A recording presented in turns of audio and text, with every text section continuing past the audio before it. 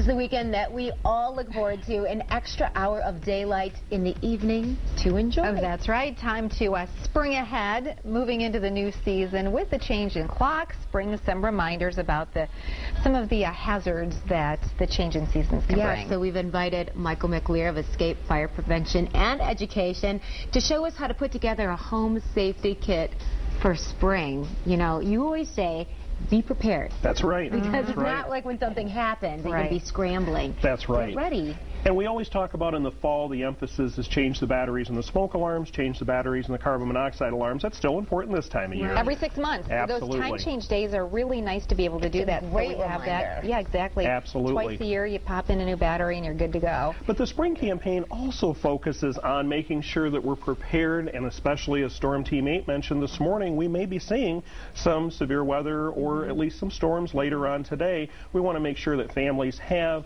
those safety items on hand. So we have a various display of items here, including first aid kits, lanterns, battery-operated lanterns, because some people, when the power goes out, will resort to using candles or kerosene-type lanterns, and those may not be safe, especially around young children.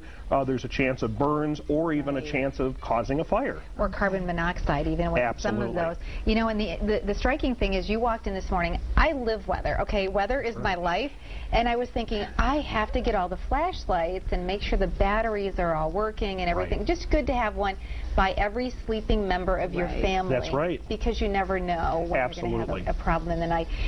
Tell us about some of these lanterns.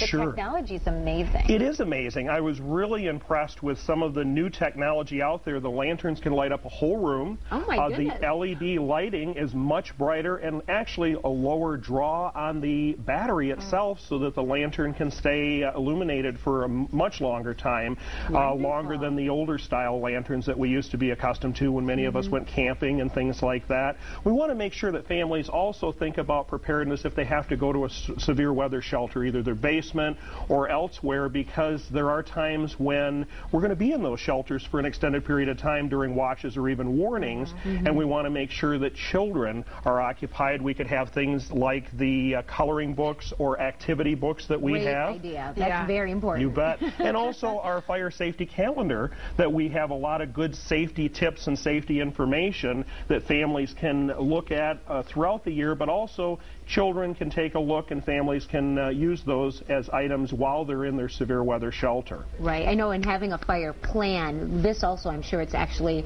important to talk with family members about what's going to happen in these situations. Not so everybody is kind of like, what do we do? It's more like, this is where we're going. That's right. This is what we're going to do. And Terry, as you reported last year in Ionia, those types of situations with flooding or where we need to evacuate very quickly, we need to have a plan to think about our pets or our animals. So Jake, the fire safety dog, is an animal that we want to make sure everybody has a chance to think about those plans. Jake is a service animal. He actually can go places that most animals can't, most pets can't. Sleeping. I don't know if he is or not. I put him asleep. I felt kind of bad. But we want to have those plans in place so that, again, if families do need to leave, if they need to go to a motel, they need to know ahead of time if there's an extended power outage or an emergency evacuation in the neighborhood because of storm damage or a gas leak or something like that. What are they going to do before those situations Have take your pet food ready, too. It's a great idea. And, you know, several years ago, there was a change in Michigan state law. Every school in the state has 2 tornado drills a year so that everybody knows.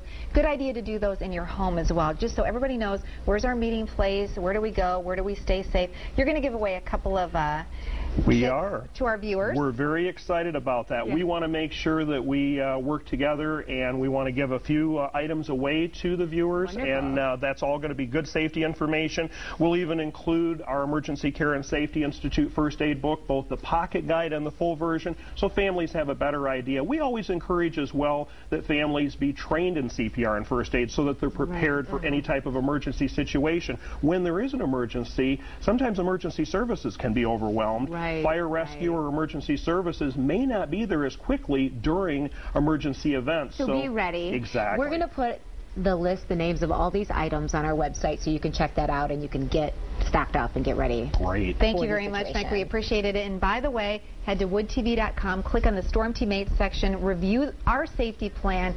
Great information to have on hand any time of the year. Thank you. And thanks to Jake. Thank you.